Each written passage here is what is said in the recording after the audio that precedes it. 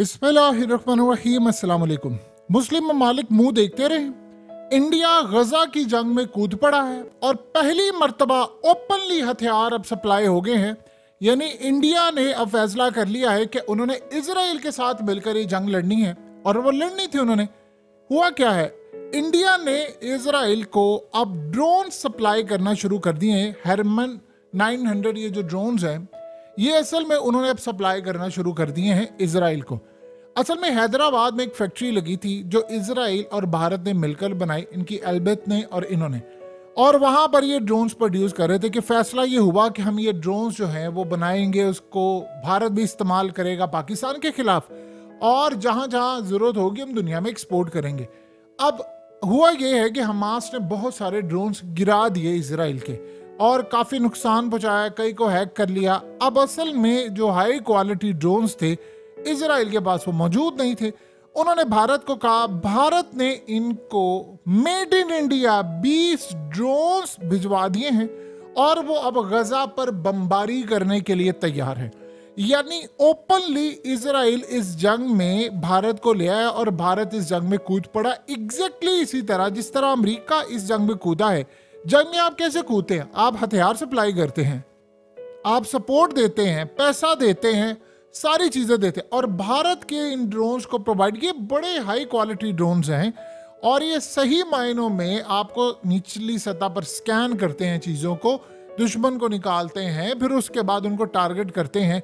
Israel के drones काफी तबाह हुए थे, उनको अब इन ड्रोन्स की बड़ी अशद जरूरत थी। असल में भारत ने ये जो ड्रोन्स हैं वो करने थे यूरोप को एक्सपोर्ट, लेकिन उन्होंने वो ऑर्डर कैंसिल या डिले करके उन्होंने सबसे पहले इजराइल को दिए कि जाओ गजा पर बमबारी करो, मारो फिलिस्तीनियों को, मारो उन लोगों को और उनसे इलाके लो।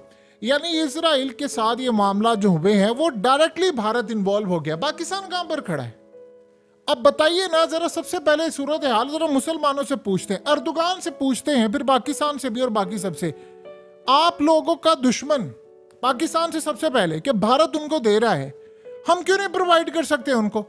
एक बात बताइए, गजा की हुक्मरानी किसके पास थी? हमास के पास। हमास को किसने दहशतगर्द डिक्लेयर किया है? इजराइल ने किया है। इजराइल के साथ किसने किया है? उसने इजिप्ट ने किया, और इसके अलावा तो किसी ने नहीं, एक आधे किसी आधे मुल्क ने, और किसी ने नहीं किया। तो वहां के हुक्मरान थे वो, तो आपने उनकी हुकूमत को सप्लाई क्यों नहीं करे माल? आप बताइए ना। चले छोड़े, आप महमूद अब्बास और ये वो, इनके पास भी कुछ नहीं है। कौन सा ऐसा मुस्लिम कंट्री है वो प्रोवाइड करे? आप सोचिए जरा मामला कहां तक खराब हो गया।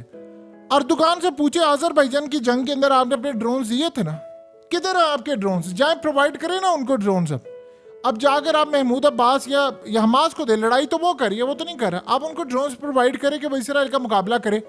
ये क्या ना मजम्मत करते हैं बैठकर जी, वो हमें ये फार्मूला कबूल नहीं, ड्रामे बंद करें। ये इतने इतने जो बड़े आप पूरी उम्मत मुस्लिमा के अंदर बजट खा रहे हैं, और भाई जाकर मदद करें, या सीधी तरह कह दें हम उनसे लड़ने के काबिल नहीं। भारत ने दुनिया की परवाह की है, प्रोवाइड कर दिए ना ड्रोन्स, और वो जंग में कूद पड़ा है। अब अगली सूरत हाल समझे, ये जरा मामला समझे। अब ये जंग जो होने जा रही है उसमें आपको बार बार हकीकत टीवी ने बात बताई थी, लड़ाई होनी है रूस की और इसराइल की नियर फ्यूचर। आपको एक बात बताई थी, ईरान के फॉरेन मिनिस्टर की मुलाकात हुई है शाम के फॉरेन मिनिस्टर के साथ। जैसी मुलाकात हुई है उन्होंने ऐलान कर दिया है कि हम इजराइल के खिलाफ जंग का ऐलान करते हैं, डिक्लेयर कर दी वॉर। इसका क्या मतलब है? इसका मतलब बिल्कुल सादा और क्लियर है। हुआ यह है कि ईरान ने उनको गोहेड दे दिया है कि गोलान हाइट्स की आपने हिफाजत करनी है और गोलान हाइट्स आपने वापस लेने हैं। जो ट्रम्प हाइट बन गए हुए हैं, यानी इजराइल के पास जो गोलान हाइट्स है वो सारा इलाका वापस लेना है। गोलान हाइट्स पर फौजें किसकी हैं? रशिया की। रशिया वहां पर है। देखिए एक बात ध्यान में रखिएगा, रशिया ऐलान नहीं कर सकता डायरेक्टली कि जी हम उनसे लड़ाई कर रहे हैं। शाम में ऐलान कर रहे हैं, क्योंकि आपको जिस मुल्क ने बुलाया होता है उन्होंने ऐलान करना होता है। असल में अब क्लियर मामला ये हो गया है कि रूस और ईरान, अब उन्होंने ग्रीन सिग्नल दे दिया है शाम को कि आप जंग का ऐलान कर दे इजराइल के खिलाफ। जंग हम आपके बिहाफ पर लड़ेंगे, जैसे अमेरिका लड़ा है। वो कैसे जंग होगी? देखिए ये जो पिछले 3-4 महीने हैं, इन 3-4 महीनों में आप जानते हैं क्या हुआ? इसराइल की निकल गई हैं चीखें। इन 3-4 महीनों में सीन कुछ इस तरह से बना है कि इंडिया के बहुत बड़े लोग ज्यादातर वहां पर इजराइल की फौज के साथ जाकर वहां पर लड़ते रहे। इन्होंने बताया नहीं, कुछ पकड़े गए, वो आप सबने देख ली थी उनकी तस्वीरें। अब यहां पर वो जो लड़ाई कर रहे हैं, इनको हथियार और असला खुफिया तरीके से शाम में पहुंचाया जाता रहा। उन्होंने इसको सेव किया, जैसे हमास करता रहा काफी अरसे तक। अब हुआ ये है कि रूस ने इनको कह दिया कि आप जंग शुरू कर दें। शाम लड़ पड़े। शाम के मुतालिक जितनी अहादीस और पेशन गोइयां हैं कि अखाड़ा मेन ये सजना है, क्योंकि यहां से होनी है शुरुआत, सारी दुनिया का मैदान बनना और बाद में अमन का गहवारा भी इसी ने बनना है। अब यहां पर क्या मामला है कि उन्होंने यहां से लड़ाई का आगाज कर दिया। उन्होंने कहा जी हम लड़ाई के लिए तैयार हैं। अब वो असल में इसराइल ने जो 2 दिन 3 पहले हमले किए थे, उसको जो सिस्टम दिया था रूस ने इनको, डिफेंस सिस्टम, उसकी मदद से इन्होंने रोका है। यानी वहां से इसराइल ने मिसाइल फायर किए, ड्रोन्स किए, और रूस का दिया हुआ जो सिस्टम था उसने रोका। तो अब वो काम ये कर रहे हैं कि रोकने के अलावा उन्होंने हमला करना है इसराइल पर। इसराइल ने इस जंग को बढ़ा दिया है। देखिए उन्होंने रफा की साइड पर भी हमला शुरू कर दिया है, उन्होंने लिबनान पर भी हमला शुरू किया है, वो 4 जगहों से लड़ाई करे। लेकिन मजा जो है वो इस वक्त इंडिया ने भी देनी शुरू कर दी। अब इंडिया ने वहां पर लड़ाई कर दी, रूस उनके साथ डायरेक्टली जंग में कूद पड़ा है।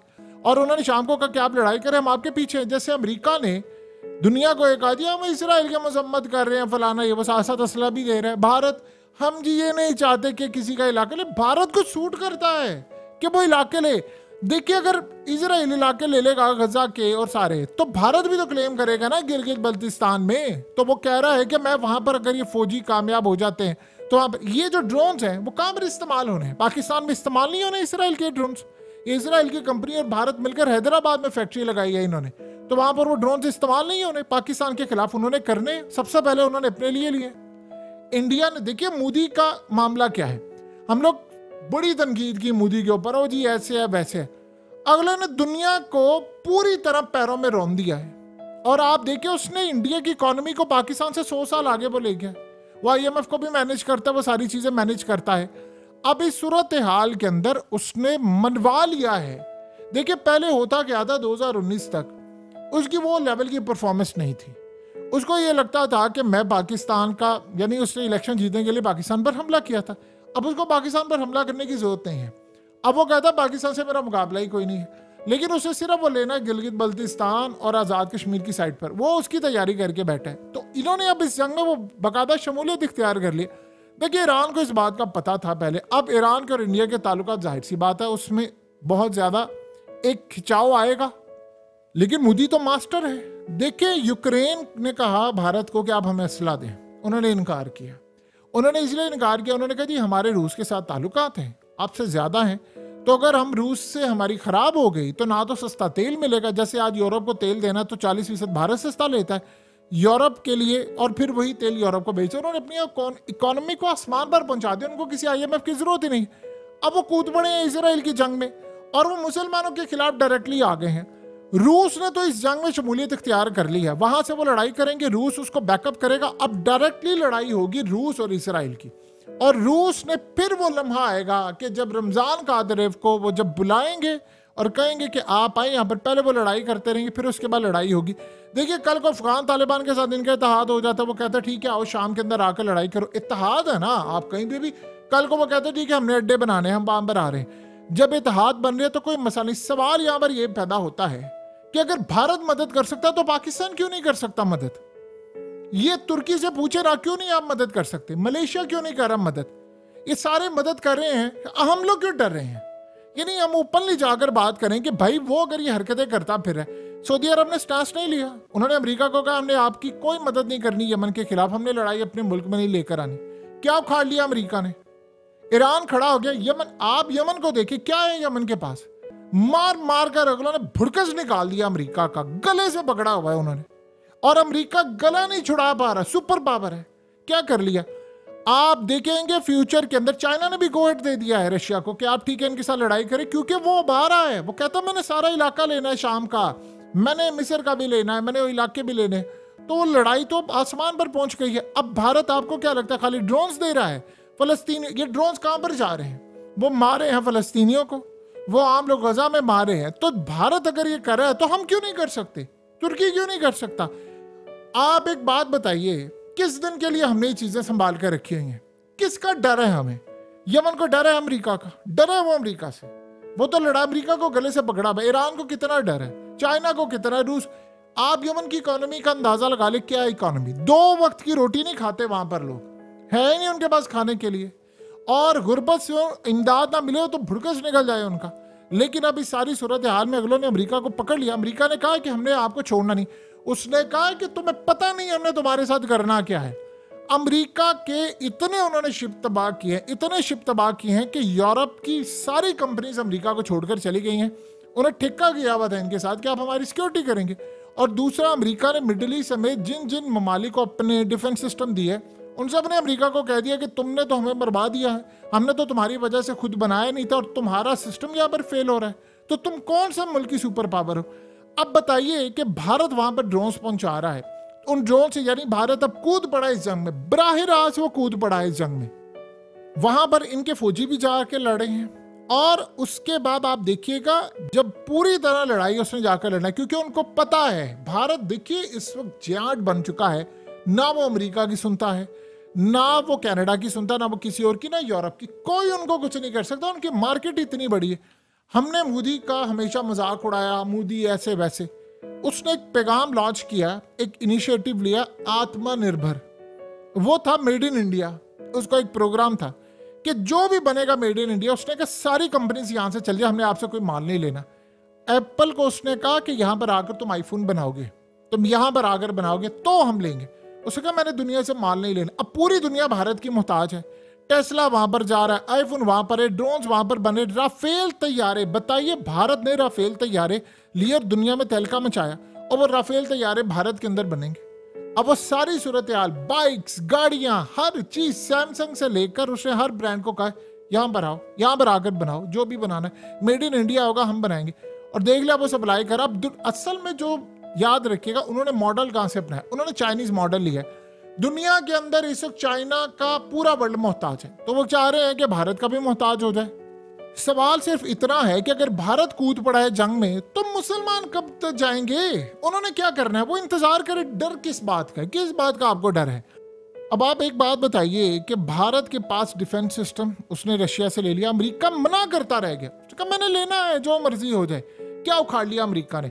अब अगली जो सूरत हाल है, भारत ने इसकी प्लानिंग बनाकर रखी है कि हम हथियार सप्लाई करेंगे, हम किसी तरह की कोई कमी नहीं आने देंगे।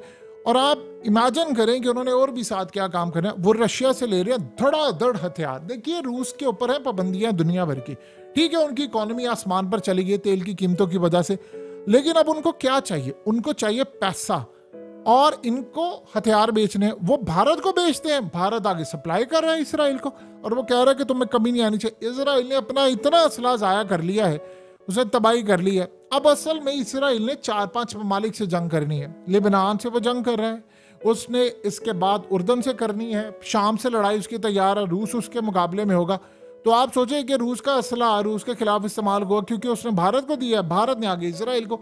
अब सवाल यहाँ पर यह पैदा होता है कि बजाय समझाने के कि वो के देखिए दुनिया के अंदर मुसलमानों के पास क्या रह गया, वो देख रहे हैं तमाशा। उनके पास एक ही चीज रह गई, मुजम्मत मुजम्मत मुजम्मत, दैट्स इट। भारत ने भी मुजम्मत की थी, लेकिन साथ उसने कहा था कि ठीक है मैं हथियार भी दूंगा, भाई आप भी मुजम्मत करके उनको दे दें।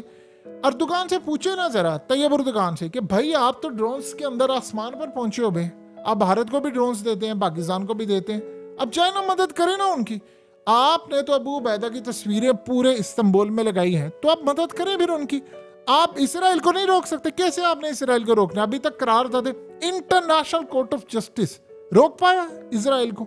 उन्होंने कहा था 1 महीने में आपने रिपोर्ट देनी, उसने मार मार कर भुरकस निकाल दिया है। कुछ भी नहीं, दुनिया कुछ नहीं कर सकती, सिर्फ और सिर्फ हम तमाशा देख रहे हैं। अब अगर ये लड़ाई ना, देखिए एक बात ध्यान में रखिएगा, यहां से अगर उनकी शिकस्त गजा में हो जाती, अगर लट से हो जाती या वैसे ये वो, तो इसराइल ने छोड़ना था बाकी ममालिक को। इस वक्त सारे ये सोच रहे हैं कि हम अपना अपना बचाव कर लेते हैं। देखिए, अपना अपना बचाव करने के चक्कर में सारे आहिस्ता आहिस्ता तबाह होते जा रहे हैं। यूरोप ने शमूलियत इख्तियार नहीं की फलाना, लेकिन हथियार भी चुपके से दे रहे हैं।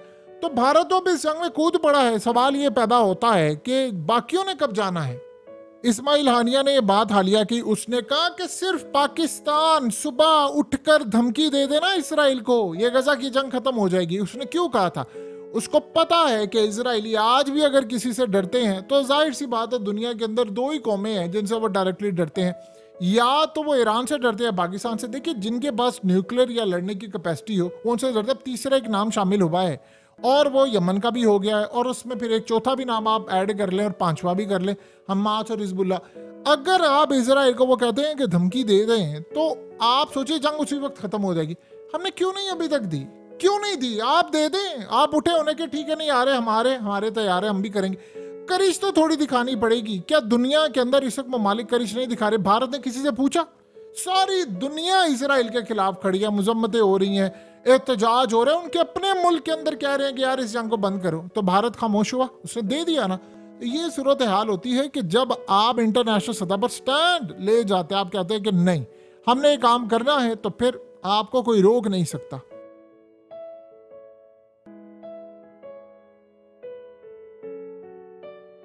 हकीकत टीवी को सब्सक्राइब करना मत भूलें, वीडियो को लाइक करें, शेयर करें और कमेंट सेक्शन में अपनी राय का इजहार जरूर करें।